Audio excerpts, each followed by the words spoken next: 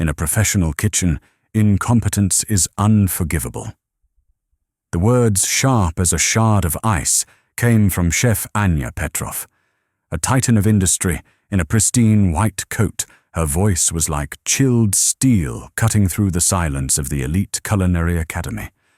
Her judgment was aimed at a man of 89, his shoulders stooped slightly under a simple student's apron, his liver-spotted hands steady beside a single bruised scallop on a chrome countertop. He had failed her test. A wave of cruel, satisfied whispers rippled through the younger students watching the public execution. They saw a fossil, an old man who couldn't keep up. Anya saw a flaw in her perfect, gleaming machine. She saw weakness that had to be excised. But the old man didn't flinch. He didn't look away in shame. He simply looked at the imperious woman before him, the protégé who had built an empire from his forgotten words, and his eyes held not fear, but a profound, shattering pity. He knew a truth she had long since buried. She thought she was cutting a failed student from her roster. She had no idea she was about to sever her own soul. If you believe true worth is measured by character, not by the noise of success, hit the subscribe button, because the lesson this master is about to teach his student will be unforgettable. Chef Anya Petrov moved through her kitchens, not like a chef, but like a surgeon in an operating theatre. At 35, she was the undisputed queen of a global culinary empire, and her flagship academy, Anya's Table, was her temple. Here, perfection wasn't an aspiration. It was the bare minimum. Her heels clicked on the pristine Italian marble with the chilling precision of a metronome, a sound that made young, ambitious chefs flinch. Her eyes, the color of a winter sky, missed nothing, a single drop of condensation on a steel countertop. A micro-green shifted a millimeter off-center the slightest hesitation in a student's knife work. Anya had built this world from the ground up. She had clawed her way from the steam and clatter of a tiny forgotten cafe shop to the apex of the culinary world. But in the ascent, something had been lost.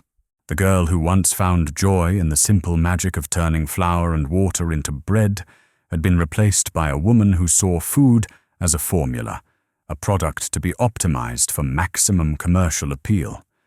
Passion was a liability. Soul was not cost-effective. Chef, a nervous young man, stammered, presenting a plate, the seared scallop with saffron foam.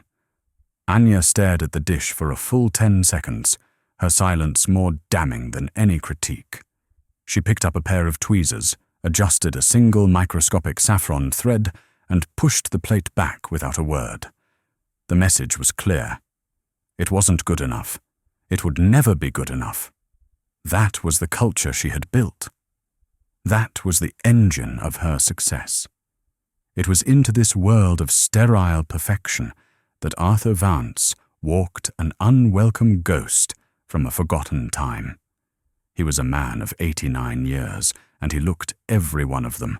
His tweed jacket was worn at the elbows, his hands were soft and spotted with age, and his eyes held a gentle, unassuming light that seemed utterly alien in this place of sharp angles and ambition. He clutched a worn leather portfolio to his chest, his knuckles white with a quiet determination. The automatic glass doors slid open with a soft, expensive hiss, and he stepped inside, immediately dwarfed by the cavernous white lobby. He looked for a reception desk, but found only a sleek, monolithic slab of white marble with a glowing tablet embedded in its surface. He peered at it, a faint, bemused smile touching his lips as he tapped it gently with a single crooked finger. My, he murmured to himself, his voice a soft, papery rustle. This desk is more minimalist than a fashion model's diet.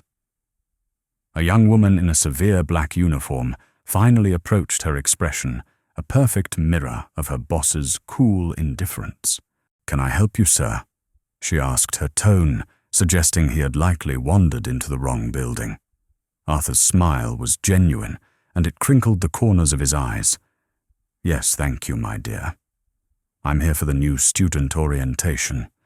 The woman's perfectly plucked eyebrow rose a fraction of an inch. She scanned him from head to toe, her gaze lingering on his scuffed leather shoes. "The student orientation." "That's right," Arthur said, undeterred. He opened his portfolio and produced a crisp, official-looking letter. The letterhead read, "The Anya's Table Merit Scholarship. My granddaughter Lily, she won this. A full ride. Smartest girl you'd ever meet. But she's taken ill. The doctors say it will be some time. Her one wish was that someone use this chance she earned. She made me promise I'd come in her place. To learn, you see. She said you're never too old to learn."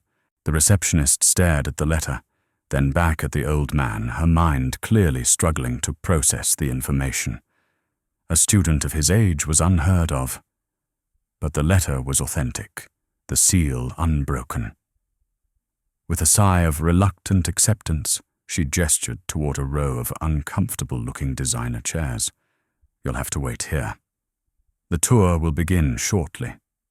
Arthur thanked her and sat down, his worn jacket, a patch of warm, earthy color in a sea of monochrome. He was left alone, an island of history in an ocean of the future. His gaze drifted across the lobby and settled on a massive, floor-to-ceiling portrait on the far wall. It was Anya. Larger than life, her expression imperious, her eyes seeming to judge everything and everyone they looked upon.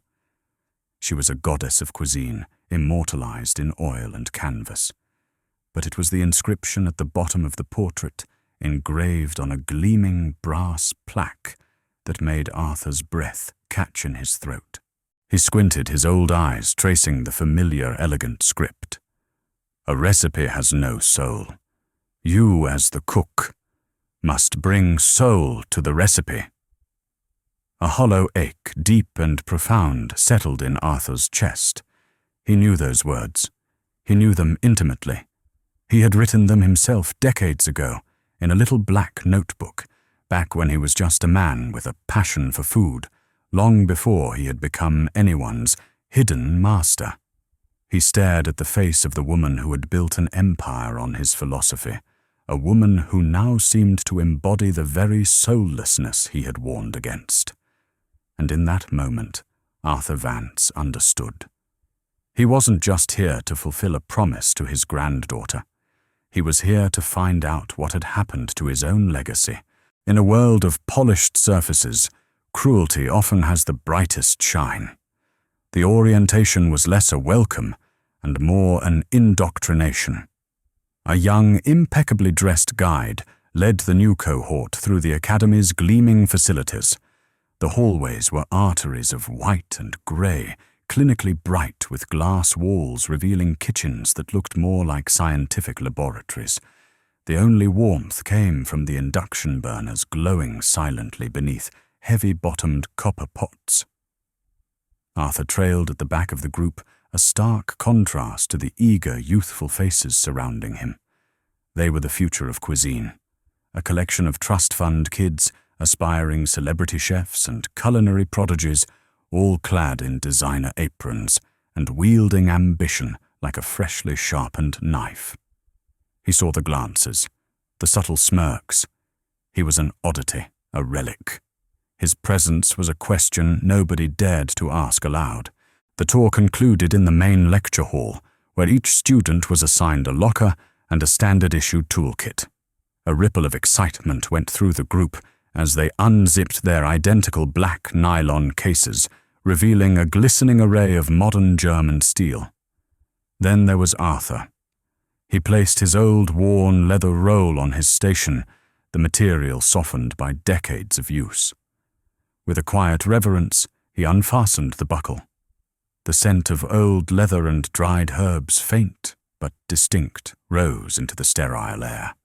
Inside, nestled in soft felt, lay his tools, a carbon steel chef's knife with a patina of age, its wooden handle worn smooth to the shape of his hand, a Parisian scoop, a hand-forged tasting spoon. Each piece told a story. A derisive snort cut through the air. It came from Julian Croft, a young man whose arrogance was as loud as his designer watch. He swaggered over to Arthur's station, pointing a manicured finger at the old knife. "What is that?" Julian asked, his voice dripping with condescension.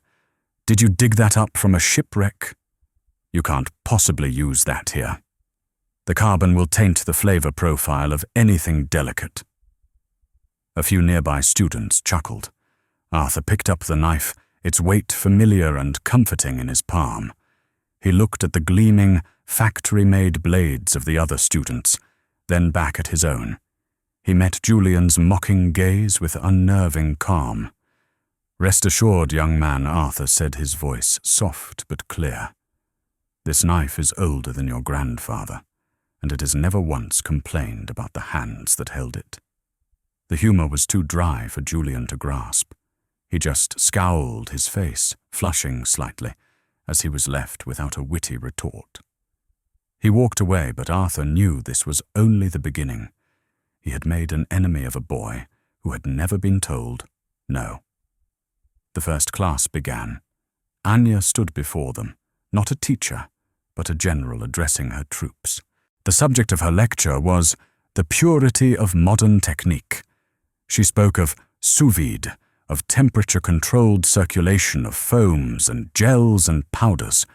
Her voice was crisp, confident, and utterly devoid of sentimentality. The romanticism of the past is the enemy of progress. She declared, her eyes scanning the room. We are often told stories of old-world chefs who relied on instinct and feel. That is a polite word for inconsistency, for guesswork. A pot of stock left to simmer for hours on an open flame is a liability, its temperature fluctuating, its clarity compromised. It's sentimental, but it is not perfect. Here we don't strive for sentiment. We achieve perfection. Arthur sat perfectly still, his hands resting on his lap. Each word from Anya was a small, sharp cut. She was dismantling his entire life's philosophy, the very soul he had poured into his work, and presenting it as a flaw, a relic to be discarded. She didn't know, of course. To her, he was just an old, nameless man in the front row. But the irony was a bitter pill in his throat. He was being erased by his own legacy.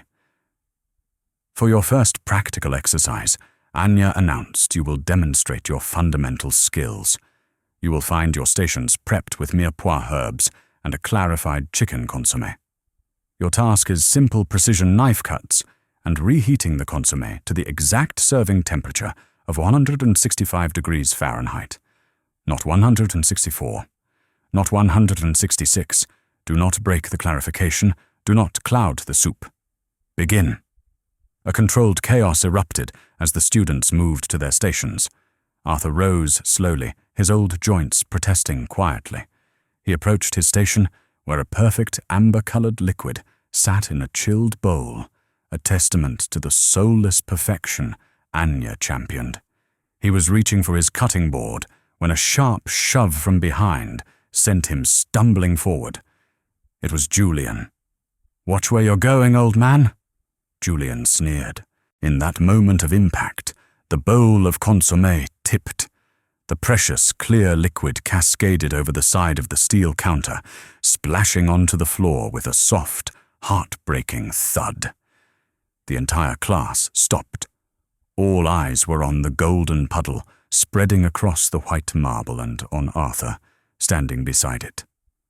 Julian offered no apology, only a smug, defiant smirk. Anya strode over her expression, one of pure, unadulterated annoyance. She didn't look at Julian. Her icy gaze was fixed solely on Arthur. The air crackled with tension. This was her moment to enforce fairness, to question what happened. Instead, she chose her target. "Clean it up," she said, her voice devoid of warmth, of curiosity, of anything resembling compassion. She looked at Arthur standing amidst the ruins of his first task, and saw not a victim, but a problem. And next time, try to be more careful. This is a professional kitchen, not a nursing home. A wave of stifled snickers rippled through the students. The cut was no longer small or sharp. It was a deep, gaping wound. Arthur looked from the spilled soup on the floor to the cold, unforgiving face of the woman he had once inspired. He knelt his 89-year-old knees, protesting on the hard, cold floor, and began to clean up the mess, his humiliation now complete. Memory is a flavor that time cannot erase. The shame of the previous day had settled over the class like a fine, cold mist. Arthur arrived punctually, his station meticulously cleaned, and organized his quiet dignity, a stark contrast to the charged atmosphere. The other students, now seeing him as a sanctioned target, either avoided his gaze entirely or watched him with a mixture of pity and contempt. Julian Croft, preening from his perceived victory, made a show of giving Arthur a wide berth, as if his very presence might contaminate the air. Anya began the day's lesson with an announcement that sent a fresh wave of anxiety through the room. Today we test your foundational understanding of flavor extraction.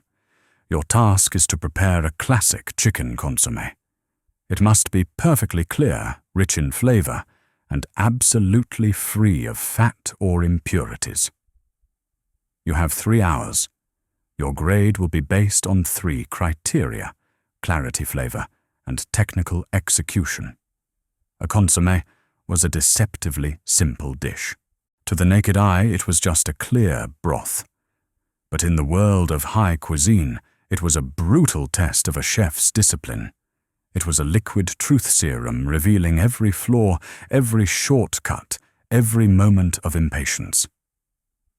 The kitchen erupted in a symphony of modern culinary science. Students rushed to their stations, their movements sharp and purposeful. Immersion circulators whirred to life, holding water baths at precise temperatures.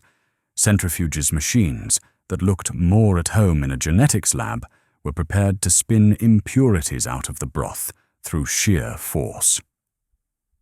Julian naturally was at the forefront of the technological assault.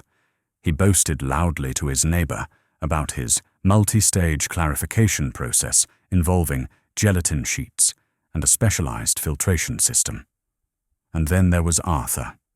He was an island of tranquility in a sea of culinary anxiety. He did not rush. He did not consult a tablet or a thermometer. He moved with the slow, deliberate grace of a man who was not at war with his ingredients, but in conversation with them. He selected his chicken, his mirepoix, his herbs, his hands moving with an economy of motion that bespoke a lifetime of practice. He cracked his eggs, separating the whites to create a traditional clarification raft, a technique so old-fashioned that most students only knew it from textbooks.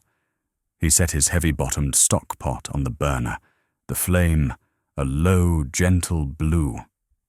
He didn't measure time with a digital timer. He measured it in the slow, patient release of flavor. For much of the 3 hours, he simply sat on a small wooden stool, watching the pot, his expression serene. He was not cooking. He was waiting. He was listening. Julian scoffed as he walked past. "Enjoying your nap, Grandpa." "My consommé has already been clarified twice through a 20-micron filter. Yours looks like pond water." Arthur didn't reply. He just smiled a small secret smile and gave the pot a gentle stir. When the 3 hours were up, Anya began her inspection. She moved down the line of students, a wine glass and a silver spoon in hand. She would hold a sample of each consommé up to the light, swirling it in the glass to check for clarity before taking a small, critical taste. "Too much gelatin, it's affecting the mouthfeel. I can see sediment. Unacceptable." The flavor is thin, underdeveloped. She arrived at Julian's station. He presented his consommé with a triumphant flourish. It was a marvel of modern technique. In the glass, it was the color of pale, flawless amber. It was so perfectly clear, so utterly transparent, you could have read a newspaper through it. Anya held it to the light, her expression unreadable. She nodded once, a sign of approval that made Julian's chest puff out. The clarification is textbook, Mr. Croft. Technically perfect. She took a sip. Her face remained impassive. The flavor is clean, precise. Well executed. Julian beamed. In this academy, technically perfect and precise were the highest forms of praise. Finally, she reached Arthur's station at the end of the line. He ladle-poured a small amount of his consommé into her glass. It was different from Julian's. It had a deeper, richer, more golden hue. It was perfectly clear, but it seemed to possess a warmth, a life that the others lacked. The students watching expected a swift, dismissive critique. Anya lifted the glass. The rich aroma that rose from it, a scent of roasted chicken sweet carrots and a whisper of thyme and bay leaf, made her pause for a fraction of a second. She took a sip, and the world stopped. It wasn't just flavor that filled her mouth. It was memory. The taste was so deeply, hauntingly familiar that it bypassed her critical brain and struck a chord deep in her soul. It was the taste of rainy afternoons spent, huddled in the library, devouring the words of a mysterious, anonymous chef in a rare, out-of-print book. It was the taste she had spent her entire early career trying to replicate the flavor that had launched her from that humble cafe shop into the stratosphere. It was a flavor that couldn't be created by a centrifuge or a filter. It was the flavor of time, of patience. It was the flavor of a soul. Her hand froze the silver spoon, hovering halfway to the table. Her professional mask, so carefully constructed, cracked. For a single unguarded moment, the icy queen of cuisine was gone, replaced by the young, awestruck girl who had first discovered what food could be. The students saw it. Julian saw it. They saw the flicker of shock, the confusion in her eyes. Anya quickly regained her composure. The mask slid back into place. She cleared her throat, her voice tight. "The clarification is acceptable." She managed to say the words sounding hollow and inadequate even to her own ears. She placed the spoon down with a sharp click and turned away from Arthur's station, without another word, unable to meet his gaze. She dismissed the class abruptly. As the students filed out, whispering about her strange reaction, Anya remained rooted to the spot. It was impossible, she told herself. A coincidence, a trick of the mind. But as she stood there, the ghost of that perfect, soulful flavor still lingering on her palate, a seed of profound and terrifying doubt began to take root. A signature like a soul cannot be forged. The atmosphere in the academy had grown colder. Anya's brief moment of vulnerability after tasting the consommé had been locked away, replaced by a brittle defensive authority. She was harder on the students than ever before, her critiques sharper, her patience thinner. She was particularly relentless with Arthur. It was as if his quiet, dignified presence was a personal affront to her, a constant, unspoken reminder of the flavor she couldn't explain and the doubt she refused to acknowledge. She needed to prove that her way, the modern way, was superior. She needed to see him fail. For the week's final and most demanding challenge, she chose her own signature dish, the Crystal Garden. It was a dish famous for its complexity and visual artistry, a mosaic of flavors and textures that required absolute mastery of modern technique. It involved a seared Hokkaido scallop, served on a bed of squid ink risotto, adorned with lemon air foam, spherified parsley pearls, and a microgreen salad arranged with the precision of a watchmaker. It was a dish designed to intimidate. It was a dish designed to break those who clung to the past. "Your final exam for the week," Anya announced, her voice echoing in the tense silence of the kitchen. "You have 90 minutes. The standards are not high. They are absolute. Replicate my creation. Any deviation, any imperfection will result in failure." The students scrambled, a wave of disciplined panic washing over them. They moved with practiced efficiency, their hands a blur as they navigated the complex sequence of steps. Sous vide baths were set, spherification kits were laid out, and the hum of high-tech equipment filled the air. Julian Croft was in his element, a conductor leading an orchestra of expensive gadgets. Arthur, however, moved at a different tempo. He approached the alien equipment with the cautious curiosity of a historian examining an artifact. He studied the sous vide machine, his brow furrowed in concentration. He gently prodded the silicone molds for the spherification, a faint, puzzled smile on his face. Anya watched him from her elevated platform, her arms crossed, a smug sense of certainty settling over her. This finally would be where the old man's sentimental foolishness met its end. "Mr. Vance," she called out, her voice sharp enough to cut through the kitchen's clamor. "This is a kitchen, not an antique shop. We require speed and precision. Are you capable of providing either?" Arthur simply nodded, his focus on the scallop in his hand, a perfect, pearlescent disc of seafood that cost more per ounce than some silver. He needed to vacuum seal it for the sous vide bath, a technique he had only read about. He placed the delicate scallop into the plastic pouch and slid it into the machine. Unfamiliar with the pressure settings, he pressed the button the student next to him had used.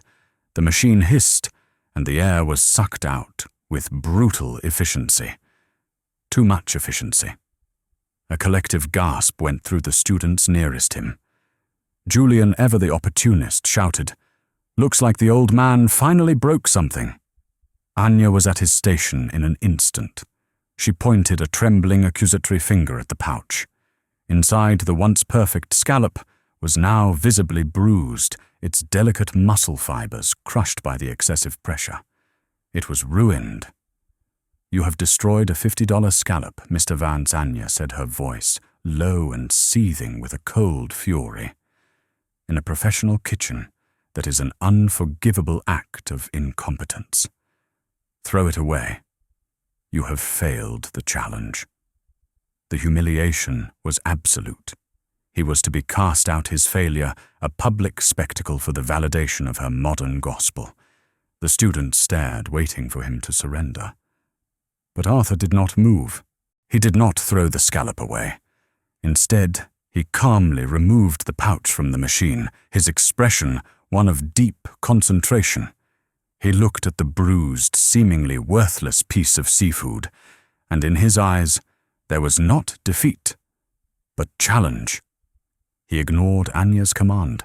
He ignored the snickers from the class. With a lifetime of grace in his hands, he began to work.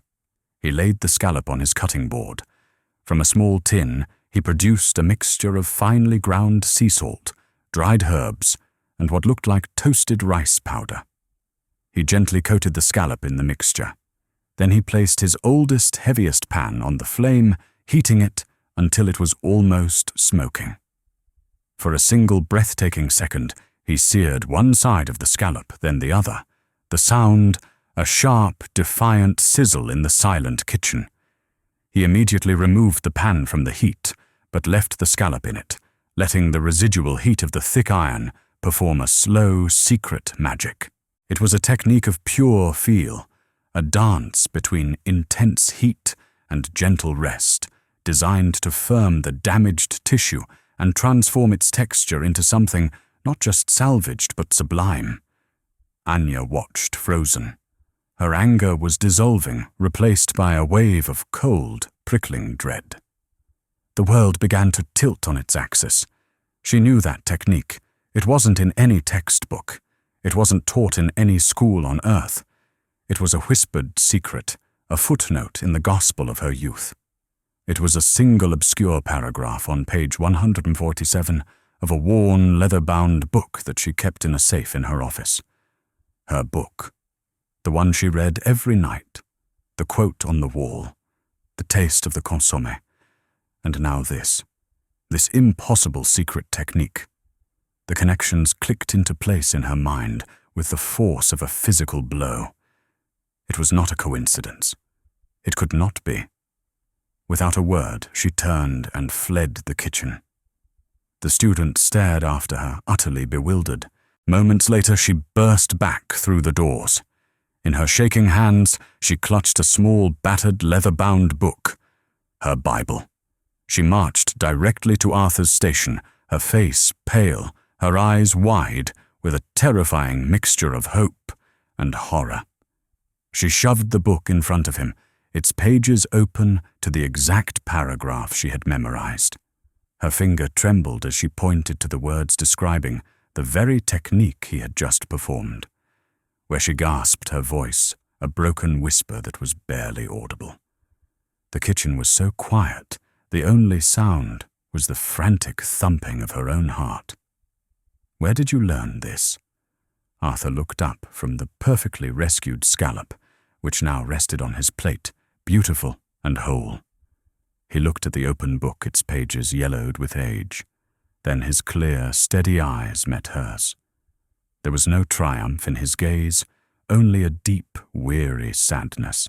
"I didn't learn it," he said, his voice soft, but it resonated through the silent kitchen like a prophecy fulfilled. "I wrote it. The heaviest walls to tear down are the ones we build inside our own minds." The silence in the kitchen was a living thing, thick and suffocating. For a moment, after Arthur's quiet declaration, no one moved. No one breathed. The students stared their minds, unable to reconcile the image of the fumbling old man with the legendary ghost-like figure who had shaped modern cuisine. Then Anya moved. Her movements were jerky, unnatural. "Class is dismissed," she said, her voice a strained, hollow echo of its usual authority. She turned and walked out of the kitchen, not with the confident stride of a queen, but with the hurried retreat of a fugitive. She didn't see the stunned faces of her students or the profound, quiet sadness in Arthur's eyes. She saw nothing but the escape route to her office on the top floor. Her office was her fortress, a minimalist space of glass and chrome. It overlooked the city from 50 stories high. It was a room that screamed power success and untouchable control. But as the doors slid shut behind her, the fortress became a cage. She collapsed into a leather chair, the book, his book, falling from her nerveless fingers onto the vast, empty expanse of her desk. The reflection, staring back at her from the floor-to-ceiling window, was of a stranger. A woman with impeccably styled hair, a flawlessly tailored suit, and eyes as hard and cold as the city skyline. This was Chef Anya Petrov, the brand, the icon, the woman who had everything, and in that moment, she was nothing. A fraud, a thief. A wave of nausea washed over her as the memories flooded back, no longer inspiring but damning. She saw herself as a 19-year-old girl, exhausted and smelling of grease, sitting in the back room of the tiny failing cafe shop she had poured her life savings into. She remembered the day she found the book in a dusty second-hand bookstore, its leather cover cracked with age. She remembered devouring its pages, the author's words a revelation, a secret language that finally gave voice to the passion burning inside her. He wrote of food not as a science, but as a story. He wrote of patience as the most crucial ingredient. He wrote of soul. She had built her entire empire on his words, his philosophies, his techniques. She had taken his soul and branded it as her own. The quote on the wall in her lobby was not an homage, it was plagiarism. Her signature dish was not an innovation, it was an interpretation. And the man she had mocked, the man she had publicly belittled and humiliated for being sentimental and outdated, was the very source of her own fire. The foundation of her life was a lie, and the entire magnificent structure was now crumbling to ash around her. She buried her face in her hands, and for the first time in over a decade, Anya Petrov wept. Not silent, dignified tears, but ragged, soul-shattering sobs of a woman confronting the gaping void where her identity used to be. Meanwhile, Arthur Vance quietly packed his leather tool roll. He moved with a heavy slowness, each familiar object a painful reminder of the day's events. He didn't feel triumph or vindication. He felt a profound sense of loss. He had come here for Lily to honor her dream, but he had found only a distorted, commercialized echo of his own. He left the academy without a word to anyone and walked to a small, quiet park nearby. He sat on a worn wooden bench, the afternoon sun warming his tired face.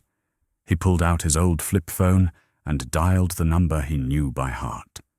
Grandpa Lily's voice, thin and reedy through the small speaker, was the sweetest sound he had ever heard. "Hello, my little songbird," he said, forcing a cheerfulness into his voice that he did not feel. "How are you feeling today?" "Tired," she said honestly. "But the nurse gave me ice cream. How was school? Did you learn how to make those foam things?" Arthur's smile faltered. "School was interesting, Lilybug. I'm not sure it's the right place for an old fellow like me." There was a pause on the other end of the line. Even at 10 years old, Lily could read the sadness in his voice. "What happened, Grandpa? Was that chef mean to you again?" "It's complicated, sweetheart. I think maybe it's time for me to come home." "No." Her voice was suddenly fierce, full of a child's simple, powerful conviction. "No, you can't quit. You promised. You have to stay and show them. You have to teach that Ice Queen chef how to make mashed potatoes as good as Grandma's. Her fancy foam can't beat Grandma's potatoes." The mention of his late wife and her legendary mashed potatoes struck Arthur like a bolt of lightning. Lily was right. This was never just about him. It was about his promise. It was about his legacy, a legacy of love and warmth and soul that he had shared with his wife. It was a legacy he couldn't let be erased by a cold corporate brand. Anya didn't need to be punished. She needed to be taught. She needed to be reminded of the very soul she had lost. A new resolve settled over him. He wasn't done here. Not yet. Back in her glass cage, Anya's sobs had subsided into a heavy, desolate silence. The sun was setting, painting the sky in hues of orange and purple, but she didn't see the beauty. She saw only the hollowness of her success. She picked up the book from her desk. Its weight felt different now. It was no longer a guide. It was a judgment. She ran her fingers over the embossed anonymous title, The Cook's Soul. For years she had worshipped the author. Now she had to face the man. The thought was terrifying. It was also the only path forward. She stood up, her body aching with emotional exhaustion. She walked to the window and looked down at the glittering city, at the empire she had built. It was a monument to a stolen legacy, a gilded cage built with borrowed bricks, and she knew with a certainty that chilled her to the bone that she had to be the one to tear it all down before she could even begin to build something real. True strength isn't in never falling, but in rising with humility. The next morning, the air in the academy was thick with unspoken questions.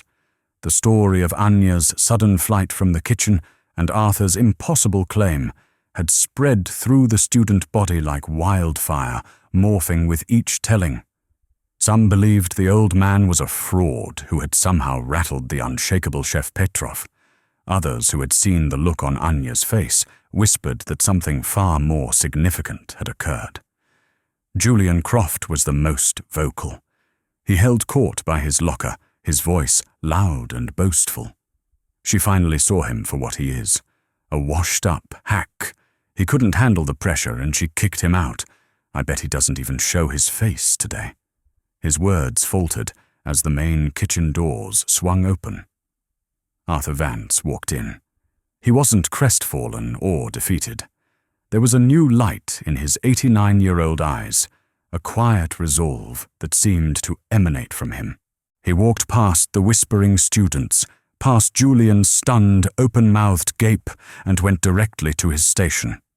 He began to methodically lay out his worn leather tool roll, his movements as calm and deliberate as the rising sun.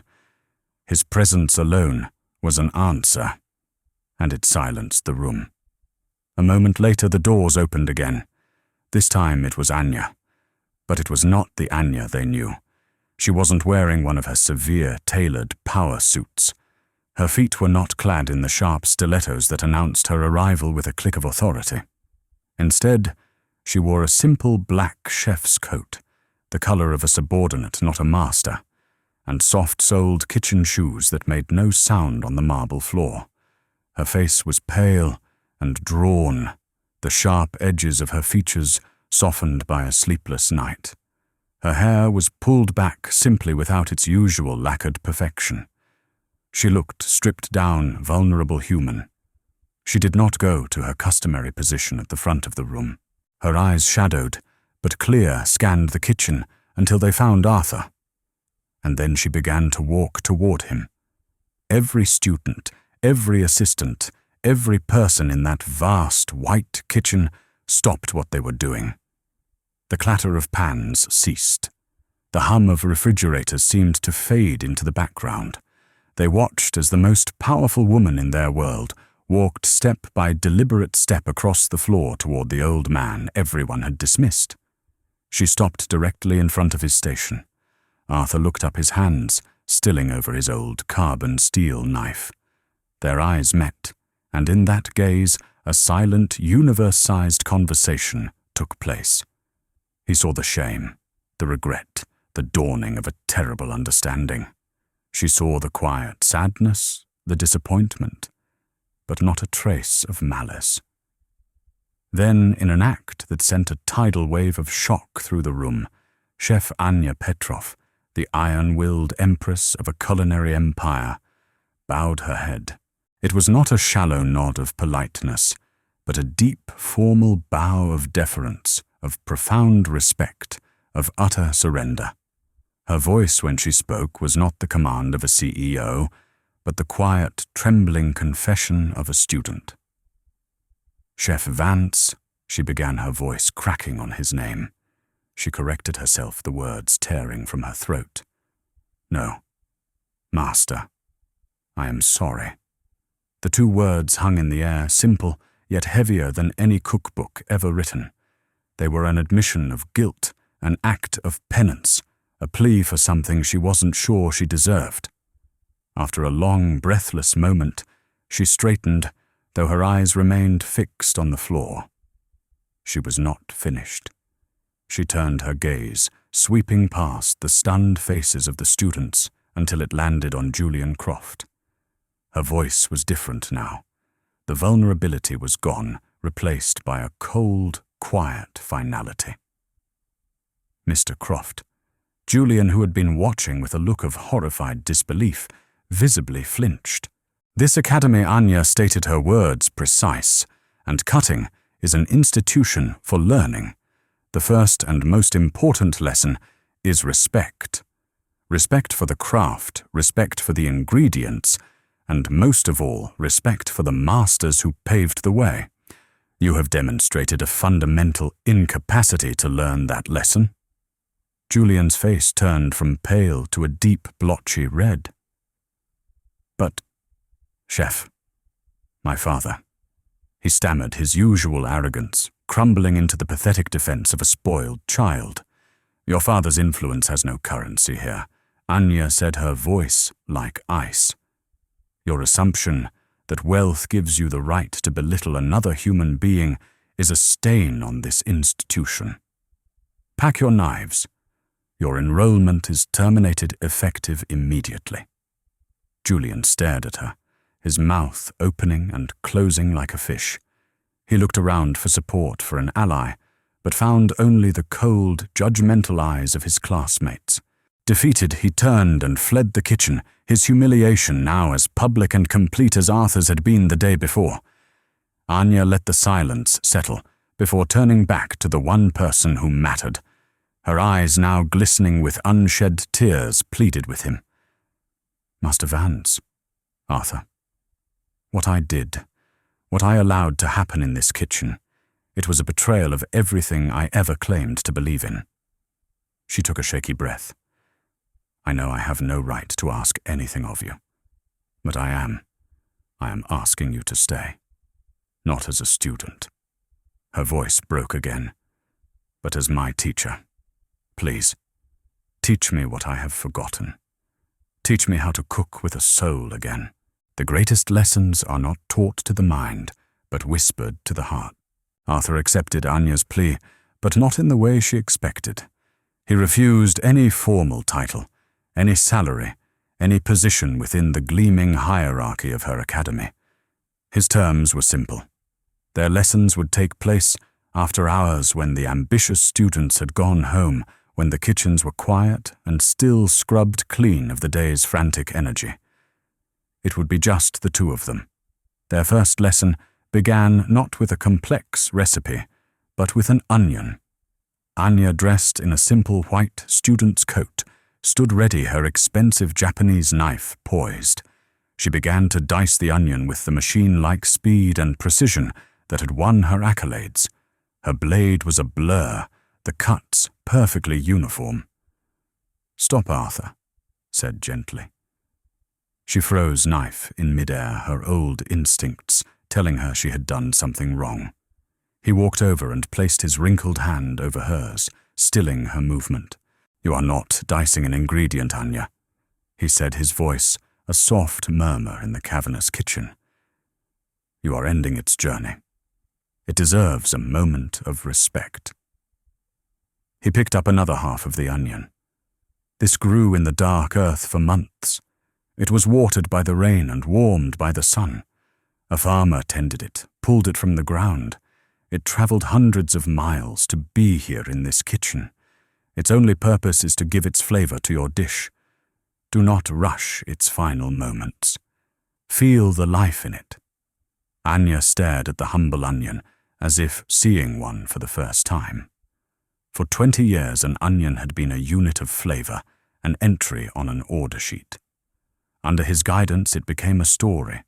She began again, her cuts slow, deliberate, thoughtful, and for the first time, she noticed the sweet, pungent aroma that filled the air, a scent she had long ago become deaf to. Their lessons continued like this for weeks. He never taught her a full recipe. He taught her moments. He taught her how to listen to the sizzle of butter in a pan, to know its exact temperature, not by looking at a laser thermometer, but by its sound. He taught her how to bake bread, not with a proofing box and a timer, but by the feel of the dough, its living elasticity, its slow, gentle sighs as it rose. One evening, as she was checking the internal temperature of a rustic loaf with a digital probe, he chuckled softly. "Oh, Anya," he said, a warm twinkle in his eye. "Just tap the bottom of the loaf. If it sounds hollow, it's ready. The human ear is the best thermometer ever invented, and it comes with a lifetime warranty." She found herself smiling a real unforced smile. The ice that had encased her heart for so long was beginning to thaw. The sterile kitchen no longer felt like a laboratory, but like a sanctuary. It was being filled night after night with the aroma of baking bread, simmering stocks, and the quiet murmur of stories. During one of these late-night sessions, she noticed the deep weariness in his eyes. He moved a little slower, his breath a little shorter. "Master," she said softly, her use of the title now natural and full of reverence. "Why are you doing this? At your age? You should be resting." Arthur sat down heavily on a stool, wiping his hands on his apron. He was quiet for a long time, staring at the old worn knife in his hand. "My granddaughter Lily," he began, his voice thick with emotion. "She is a wonderful artist, not with food, but with pencils. She can draw anything. She sees the world in a way most people don't." He told Anya everything, about the scholarship Lily had won through her own brilliance, about the sudden illness that had stolen her strength but not her spirit, and about the promise he had made to her. "She made me come here," he finished, his voice barely a whisper. "She said her dream was to learn from the great Anya Petrov, and if she couldn't be here, she wanted her grandpa to be here for her, to see it all through her eyes." The story landed on Anya with the force of a physical blow.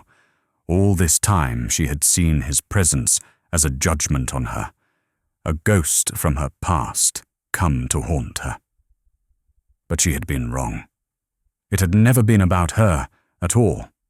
It had been an act of the purest, most selfless love a grandfather could have for his child.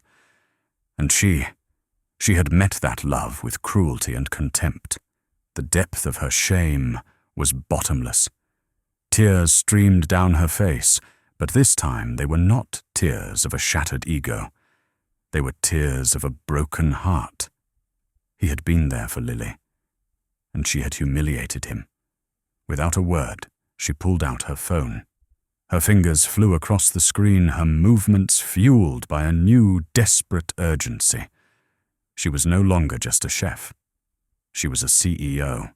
She was a woman with immense power and resources, and for the first time, she was going to use them for something other than profit. 2 days later, Anya stood beside Arthur in a bright, sunlit hospital room. In the bed lay Lily, small and pale, but her eyes lit up when she saw her grandfather. Then her eyes widened as she saw the woman beside him. You're Chef Anya," she whispered, her voice full of awe. Anya knelt by the bedside, taking the girl's small, fragile hand in hers. Her voice was softer than anyone had ever heard it. "I am Lily, and I've heard you're quite the artist." Anya didn't stay long, but before she left, she made a promise. She had arranged for Lily to be transferred to the finest pediatric oncology center in the country, with a team of the world's best specialists overseeing her care. All expenses paid. "You just focus on getting strong," Anya told her, her voice thick with emotion. "Because when you are better, your scholarship will be waiting. And this time you will have 2 teachers, your grandfather and me. We'll teach you together." As she and Arthur left the hospital, he stopped her in the quiet hallway. He looked at her, and for the first time, the sadness in his eyes was gone, replaced by a profound fatherly affection. He didn't say thank you. He didn't have to. He simply reached out and placed his hand on her shoulder. It was a gesture of forgiveness, of acceptance, of a new beginning. In that quiet hospital corridor, under the sterile, fluorescent lights, a chef who had lost her soul and a master who had almost lost his hope found something new together. The beginnings of a family. A true legacy is not what you build for yourself, but what you leave behind in others. 6 months later, the grand ballroom of the Intercontinental Hotel was a galaxy of glittering lights and hushed anticipation. It was the night of the James Beard Foundation Awards, the highest honor in the American culinary world. The air was electric, filled with the clinking of champagne glasses and the murmur of 1,000 conversations. At the center table sat Anya Petrov. She was breathtaking in a simple, elegant black gown, her presence radiating a quiet confidence that was profoundly different from the icy authority she once wielded. Beside her, looking utterly bewildered in a clean, dark suit that was at least 20 years old, sat Arthur Vance. And next to him, her face glowing with health, her eyes sparkling with excitement, was Lily. The final award of the night was the most prestigious chef of the decade. When the presenter read the nominees, a respectful silence fell over the room. When Anya's name was announced as the winner, the ballroom erupted in a thunderous, sustained standing ovation. It was the coronation everyone had expected. Anya rose gracefully and made her way to the stage, the spotlights following her every move. She accepted the heavy bronze medallion, her hand steady. The applause slowly faded as the crowd leaned in, eager to hear the victory speech from the industry's most formidable icon. She stepped to the podium, looked out at the sea of faces, and smiled. But it was not a smile of triumph. It was a smile of gratitude, of humility. "Thank you," she began, her voice clear and resonant. 10 years ago, I was a young woman with a dream, working in a small cafe. I believed that success was about perfection, about technique, about building an empire so strong and so flawless that no one could ever tear it down. I was wrong. A murmur went through the crowd. This was not the speech they were expecting. Success, I've learned, has very little to do with perfection. It has to do with soul. For years, I followed the teachings of a master, a brilliant anonymous chef whose words I treated as gospel. His book was my guide, his philosophy my foundation. I built my empire on his soul, and I nearly lost my own in the process. Her gaze found Arthur in the audience. He looked back at her, his expression one of quiet understanding. A few months ago, Anya continued, her voice thick with emotion. I met my master. He walked into my school, an 89-year-old man with nothing but a promise to his granddaughter in his heart.